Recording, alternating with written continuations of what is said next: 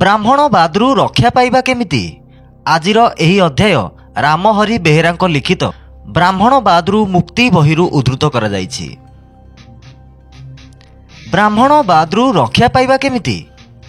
ଏହି ଦେଶରେ ଆର୍ଥିକ, ସାମାଜିକ, ରାଜନୈତିକ, ଶିକ୍ଷାଗତ, ସଂସ୍କାରିକ ତଥା ସାଂସ୍କୃତିକ ଆଦିରେ ପଛରେ ରହିଯିବାର ମୂଳ କାରଣ ହେଲା ବ୍ରାହ୍ମଣବାଦ। ହଜାର ହଜାର ବର୍ଷରୁ ଏହି ଦେଶର ଜନମାନସକୁ ବ୍ରାହ୍ମଣବାଦ ଛାୟା ଭଳି ତଥା ନିର୍ମୂଳି ଗଛ ଭଳି ଢାଙ୍କି ଦେଇଛି, ଯାହା ଫଳରେ ଏହି ଦେଶର ସର୍ବହରା ବହୁଜନ ଆର୍ଥିକ, ସାମାଜିକ, ରାଜନୈତିକ, ଶୈକ୍ଷିକ, ସଂସ୍କାରିକ ତଥା ସାଂସ୍କୃତିକ କ୍ଷେତ୍ରରେ ଆଜି ପଛରେ ପଡ଼ି ରହୁଛି। ବ୍ରାହ୍ମଣବାଦ ଏପରି ଏକ ଜହର ଯାହାକୁ ବହୁଜନ ପିଇକରି ଅତି ଦୁର୍ଦ୍ଦିନରେ ଜୀବନଯାପନ କରୁଛନ୍ତି। ବ୍ୟକ୍ତି, ସମାଜ ତଥା ଦେଶର ପ୍ରଗତିରେ ବ୍ରାହ୍ମଣବାଦ ପ୍ରତ୍ୟେକ କ୍ଷେତ୍ରରେ ପ୍ରତିବନ୍ଧକ ଲଗାଇ ଦେଇଛି। ଆଜିର ବିଜ୍ଞାନ ତଥା ପ୍ରଯୁକ୍ତି ଯୁଗରେ ମଧ୍ୟ ବ୍ରାହ୍ମଣବାଦ ସବୁ ସ୍ତରରେ ବାଧା ସୃଷ୍ଟି କରି ରଖିଛି। ବ୍ରାହ୍ମଣବାଦ ମନୁଷ୍ୟର ମୌଳିକ ସିଦ୍ଧାନ୍ତର ବିରୋଧୀ। ବ୍ରାହ୍ମଣବାଦ ସମତାମୂଳକ ସମାଜକୁ ମଧ୍ୟ ବିରୋଧ କରେ। ମନୁଷ୍ୟର ସ୍ୱତନ୍ତ୍ରତାର ବିରୋଧୀ, ଭାତୃତ୍ୱର ମଧ୍ୟ ବିରୋଧୀ। ଏହା ନୂତନତାର ପ୍ରଗତିର ମୌଳିକ ବିରୋଧ କରେ। ବ୍ରାହ୍ମଣବାଦ ଜନତନ୍ତ୍ରର ସୁଶାସନର ତଥା ସୁବ୍ୟବସ୍ଥାର ବିରୋଧୀ ମଧ୍ୟ। ଏହା ମାନବିକତା ଆଉ ସର୍ବଜନ ହିତାୟର ବିରୋଧୀ। ବ୍ରାହ୍ମଣବାଦ ଜ୍ଞାନ ଆଉ ବିଜ୍ଞାନର, ନ୍ୟାୟ ଓ ନମ୍ରତାର ବିରୋଧୀ ଅଟେ। ବ୍ରାହ୍ମଣବାଦ ଜଡ଼ତାର, ଅସମାନତା, ବିଷମତାର ପକ୍ଷଧର ଅଟେ। ବ୍ରାହ୍ମଣବାଦ ଏପରି ଏକ ବାଦ ଅନ୍ୟ ଉପରେ ନିର୍ଭର କରିବା, ବଂଶବାଦ ସୃଷ୍ଟି କରିବା ଆଉ ଅବନ୍ନତି ତଥା ପଶୁତାର ସମର୍ଥକ ଅଟେ। ବ୍ରାହ୍ମଣବାଦ ରାଜତନ୍ତ୍ର, ଶଠତା ତଥା ଅନ୍ୟାୟର ପକ୍ଷଧର। ବ୍ରାହ୍ମଣବାଦ ଅଜ୍ଞାନତା, ଅବିବେକର ମଧ୍ୟ ସପକ୍ଷବାଦୀ ଅଟେ।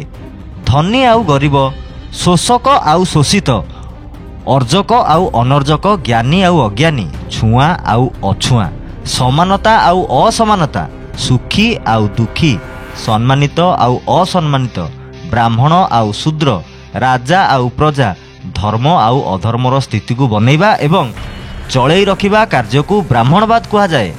ଶୋଷଣ ଓ ସର୍ବନାଶ, ଅବନ୍ନତି ଓ ଦୁର୍ଗତି ଭଳି କଳ୍ପନାକୁ ହିଁ ଜୀବନ୍ତ ଆଉ ମୂଢ଼ ରୂପରେ ଦେଖିବାକୁ ବ୍ରାହ୍ମଣବାଦ କୁହାଯାଏ। ବ୍ରାହ୍ମଣବାଦର ଅନ୍ୟ ନାମ ହେଲା କଠୋରବାଦ, ଶୋଷକବାଦ, ଜହରବାଦ, ଶୈତାନୀବାଦ, ପଶୁତାବାଦ, ବ୍ୟଭିଚାରବାଦ, ଭ୍ରଷ୍ଟାଚାରବାଦ। ବ୍ରାହ୍ମଣବାଦର ଅନ୍ୟ ଏକ ରୂପ ହେଲା ଭାରତୀୟ ମୂଳ ନିବାସୀମାନଙ୍କୁ ଭାଗ ଭାଗ କରି ରାଜ କରିବା, ଏମାନଙ୍କୁ ମୂର୍ଖ କରି ଘୃଣିତ କରିବା, ଶୋଷଣ କରିବା, ନିଜେ ସୁଖୀ ରହିବା ହେଉଛି ବ୍ରାହ୍ମଣବାଦ। ବ୍ରାହ୍ମଣବାଦ ଶୈତାନ ଠାରୁ ମଧ୍ୟ ବହୁତ କଠୋର ଆଉ ନିର୍ମମ ମଧ୍ୟ। କଥାରେ ଅଛି, ଶୈତାନ ମାରେ ନାହିଁ କିନ୍ତୁ ଯନ୍ତ୍ରଣା ଦିଏ, କିନ୍ତୁ ବ୍ରାହ୍ମଣବାଦ ମରଣ ଆଉ କଷ୍ଟ ଉଭୟ ଦିଏ।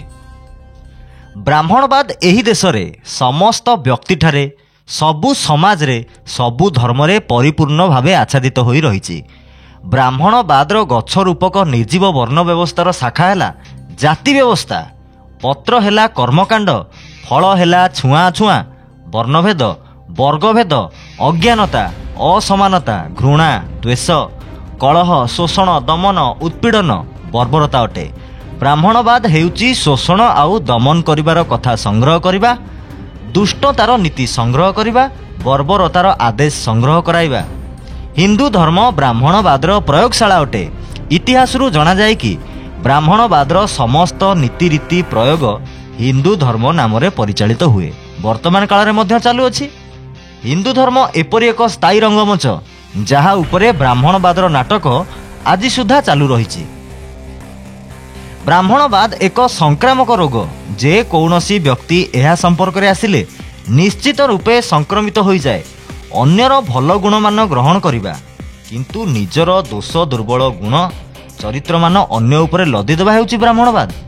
ସମାନତାର ପ୍ରତୀକ ଇସଲାମ ଧର୍ମ ଯେତେବେଳେ ବ୍ରାହ୍ମଣବାଦର ସଂସ୍ପର୍ଶରେ ଆସିଗଲା, ତେବେ ଏଥିରେ ମଧ୍ୟ ଉଚ୍ଚ ନୀଚ ଭାବ ଆସିଯାଇଛି, ଯାହାକି ସୟଦ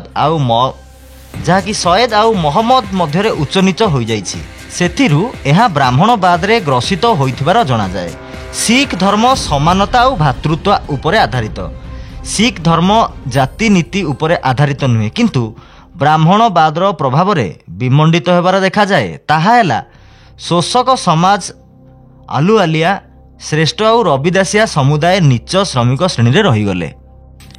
ବ୍ରାହ୍ମଣବାଦର ବହୁ ଆଡ଼ମ୍ବରପୂର୍ଣ୍ଣ କର୍ମକାଣ୍ଡରେ ପ୍ରଭାବିତ ହୋଇ ଗ୍ରସିତ ହୋଇ ବୌଦ୍ଧ ଆଉ ଜୈନ ଧର୍ମ ପରିବର୍ତ୍ତିତ ହୋଇଯିବାର ଦେଖାଯାଏ।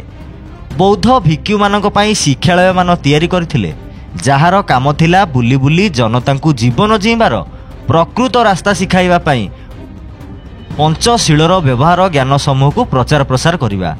ବ୍ରାହ୍ମଣବାଦର ସମ୍ପର୍କରେ ବୌଦ୍ଧ ଭିକ୍ଷୁଗଣ ଆସି କର୍ମକାଣ୍ଡ କଲେ ଏବଂ ହତବୁଦ୍ଧି ହୋଇଗଲେ।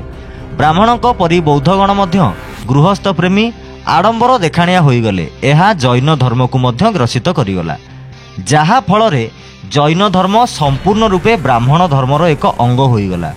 ବ୍ରାହ୍ମଣବାଦ ସମ୍ପୂର୍ଣ୍ଣ ସମାଜକୁ ଅଶିକ୍ଷିତ କରି ରଖିଛି। ବ୍ରାହ୍ମଣବାଦରେ ବ୍ରାହ୍ମଣ ହିଁ ଶିକ୍ଷିତ ହୋଇ ରହିଛି। ଏହି ବ୍ରାହ୍ମଣବାଦ ବହୁ କାଳରୁ ଜନଗଣକୁ ଶିକ୍ଷାରୁ ଦୂରେଇ ରଖିଛି ଏବଂ ବିଶେଷ ଭାବେ ବିରୋଧ କରୁଛି। ଶମ୍ଭୁକ ଋଷିଙ୍କୁ ରାମ ବ୍ରାହ୍ମଣ ଦ୍ୱାରା ପ୍ରଭାବିତ ହୋଇ ହତ୍ୟା କଲା, କାରଣ ସେ ଆଦିବାସୀ ବାଳକ ବାଳିକାମାନଙ୍କୁ ଶିକ୍ଷିତ କରିବାକୁ କାର୍ଯ୍ୟରତ ଥିଲେ। ବ୍ରାହ୍ମଣବାଦ ମହିଳାଙ୍କ ସମ୍ମାନ, ସୁରକ୍ଷା ତଥା ସୁଖ ସୁବିଧାର ବିରୋଧ କରେ। ସ୍ତ୍ରୀମାନଙ୍କୁ ବଳାତ୍କାର, ତାଙ୍କ ଉପରେ ମନମାନି, ଅତ୍ୟାଚାର ଆଦି ଧାର୍ମିକ ମାନ୍ୟତା ବୋଲି ମନେ କରେ। ଯେଉଁ ଧର୍ମରେ ଈଶ୍ୱର ହଜାର ହଜାର ମହିଳାଙ୍କୁ ରାଣୀ ପାଟରାଣୀ ରକ୍ଷିତା କରି ରଖେ, ସେହି ମହିଳାମାନଙ୍କୁ ସୁଖ ଆଉ ସୁରକ୍ଷା ମିଳିପାରେ? ବ୍ରାହ୍ମଣବାଦ ଧନର ଅପବ୍ୟବହାର ଶିଖାଏ। ବ୍ରାହ୍ମଣବାଦରେ ଯଜ୍ଞ ସବୁଠାରୁ ପବିତ୍ର ବିଧାନ। ପୂର୍ବେ ଯଜ୍ଞ ନାଁରେ ହଜାର ହଜାର ପଶୁପକ୍ଷୀଙ୍କୁ ମାରି ଖାଇଯାଉଥିଲେ। ହଜାର ହଜାର ଲିଟର କ୍ଷୀରରେ ଯଜ୍ଞଭୂମିକୁ ଧୋଇ ପବିତ୍ର କରୁଥିଲେ। ଘିଅକୁ ନିଆଁରେ ଢାଳି ଜାଳି ଦିଆଯାଉଛି। ପରିଶ୍ରମ କରି ରୋଜଗାର କରିଥିବା ଧନକୁ ଏହିଭଳି ଘୃଣିତ କାର୍ଯ୍ୟ କରି ଅପବ୍ୟୟ କରାଯାଏ। ଆଜିର ଦିନରେ ବ୍ରାହ୍ମଣ ଗାଁର ଲୋକମାନଙ୍କୁ ଭ୍ରମରେ ପକାଇ ଧନ ସମ୍ପଦ ଛଡ଼ାଇ ନେବାର କୌଶଳଟିଏ ବାହାର କରିଛନ୍ତି, ଯାହାକୁ ବ୍ରାହ୍ମଣବାଦ କୁହାଯାଏ। ଯଥା ଯଜ୍ଞ ନାମରେ ଲକ୍ଷଚଣ୍ଡୀ ମହାଯଜ୍ଞ, ଚଣ୍ଡୀ ସହସ୍ର ନାମ, ମହାଲକ୍ଷ୍ମୀ ମହାଯଜ୍ଞ, ଅଷ୍ଟପ୍ରହର ଯଜ୍ଞ ଇତ୍ୟାଦି ନାମରେ ସମାନ ଯୋଗାଡ଼ କରିବାକୁ କହି ଛଡ଼ାଇ ନେବାର ଯୋଜନା କରି ତାଲିକା ଦେଇଥାନ୍ତି। ଯଥା ଚାଉଳ, ଘିଅ, ଡାଲି, ତେଲ, କ୍ଷୀର, ଯଜ୍ଞ ପାଇଁ ଚନ୍ଦନ କାଠ, ଦାମିକା ଲୁଗା ବସ୍ତ୍ର ସହ ସୁନା, ତମ୍ବା ଆଦି ଅଳଙ୍କାରମାନ, ପଶୁଦାନ, ଭୂମିଦାନ ଲୁଟିଥାନ୍ତି, କିନ୍ତୁ ଲୋକଙ୍କୁ ଗରିବ କରି ଅଶିକ୍ଷାରେ ମଜେଇ ରଖିଥାନ୍ତି। ଏହାକୁ ବ୍ରାହ୍ମଣବାଦ କୁହାଯାଏ। ଆଶା କରୁଛୁ ଆଜିର ଅଧ୍ୟାୟରୁ ଆପଣ ବହୁତ କିଛି କଥା ବିଚାର କରିଥିବେ ଏବଂ ଶିକ୍ଷା ଗ୍ରହଣ କରିଥିବେ ନିଶ୍ଚୟ। ଭିଡ଼ିଓ ଭଲ ଲାଗିଲେ ଭିଡ଼ିଓକୁ ଲାଇକ୍ କରନ୍ତୁ, ଭିଡ଼ିଓକୁ ଅନ୍ୟମାନଙ୍କ ସହ ସେୟାର କରନ୍ତୁ, କମେଣ୍ଟ ବକ୍ସରେ ନିଜର ମତାମତ ଦିଅନ୍ତୁ।